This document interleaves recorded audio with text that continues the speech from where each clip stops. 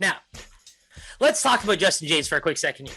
The thing about this Charles Rosa and Justin Jaynes fight is I honestly believe that Justin Jaynes is finally getting a fight that he kind of belongs in. This is one of the most misleading 1-3 records you're going to find in the UFC.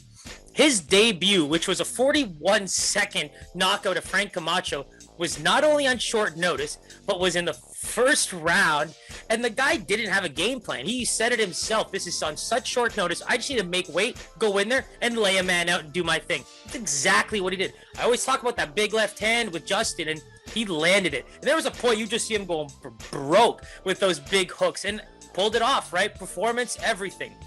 I think that was a great showing. Now, what happens when you pull that off at the UFC level that quickly? Well, you get Gavin Tucker, who at the time was an 11-1 fighter. Now he's taking a featherweight fight, trying to make weight for 145, goes 3 rounds, and loses via submission. That's a 1-1 record. Now, after that, let's give him Gabriel Benitez, one of the hardest kickers in all of MMA, most certainly the UFC. And I mean, knee to the body, right? It was such a tough fight to see him take as a 1-1 UFC fighter who's just coming off a featherweight bout where he had to make weight for 155 and still goes 3 rounds.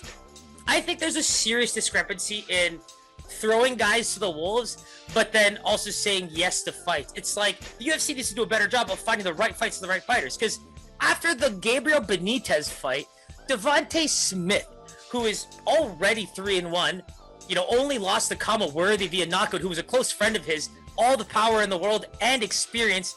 Chalk that up to maybe, a miscue of Devontae Smith's already coming off a Dana White Contender Series win before his UFC stint. And now Justin has to take that on short notice at a 160 catch weight because Silva had to pull out. And then we know how that happened. Basically took a huge shot to the eye, and doctors have to stop it for the injury. Justin Jaynes is the definition of a gamer, and I think he's finally getting a fight that he can be like, let me get my full training camp in, let me fight somebody at my own goddamn weight, and let me take on a guy that is pretty much at a similar level. I'm sorry to say, it's nothing against Justin Jaynes, but the UFC is a different ballgame, and to throw this guy on short notice if more than half of his fights already makes zero sense to me. And so that's what I mean by this being the right fight. Charlie Rosa, what a gamer too. This guy can take the fight anywhere and prove that he belongs. He's got a split decision against Yair Rodriguez where he actually got a good amount of takedowns and knowing that he wasn't going to win the striking battle. And for me, those are the things that stand out with guys like him. Such a good veteran, always knowing how to change his game plan on the fly. Those are the little things you want to see from a very experienced fighter like him. The last win we saw was the Aguilar split decision, and I really thought that was a winnable fight for him. He came out on top, still very close because of Aguilar's kicking game, really good at range, but outside of that, man, I think he's so good at pushing the pace. And you talk about the losses to Bryce Mitchell, Shane Burgos, and Derek Minner was his most recent one, which tells you that he is very much a quality opponent. Now, that's what I'm saying with Justin Jaynes. Nothing against him in going into those fights, but he has no business in his 3rd UFC fight going and fighting Gabriel Benitez on fresh legs and trying to make a second comeback. He has no business, after losing 2 straight, going short notice against Devontae Smith, who already has more UFC experience than him. That's my issue with his record and how misleading it is with how he's looked as UFC fighter. Because the one time where he just showed up and showed out, you basically threw to the wolves after that. So I think this fight is pretty much the UFC's way of saying thank you for everything you've done, despite the 3-fight losing streak. Let's give you another shot in a fight where you can actually enjoy your training camp, enjoy your weight cut. That's the problem. He has not been able to enjoy a lot of his lead-ups to UFC fights, and I think that's where you're going to see a huge difference in just the way he approaches this fight. And also coming into weigh-ins, I think we're going to see a brand new guy that hasn't had to deal with so many different variables going into one singular UFC fight. So I like the pace from Charles. I think that he's going to be able to go very strong for 3 rounds.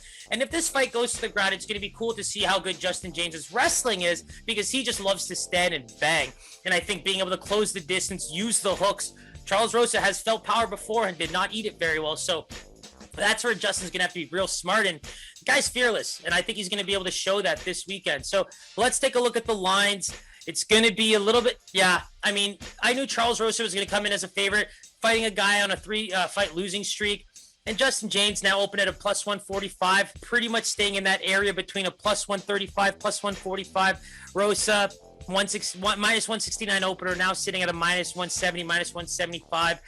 I can see why this is happening. In terms of keys to victories, it's very simple. I think that any of these big scrambles and exchanges is going to be tough. If he can get by the kicks and land those big hooks, Justin Jaynes can definitely pull off this upset. His wrestling is underrated because we never see it. So I think that's what's going to make this fight really fun, because if he does well on the feet, you can expect Charlie Rosa to try to take this fight to the ground, and that's where Justin kind of proved how good he is when it comes to the ground game. So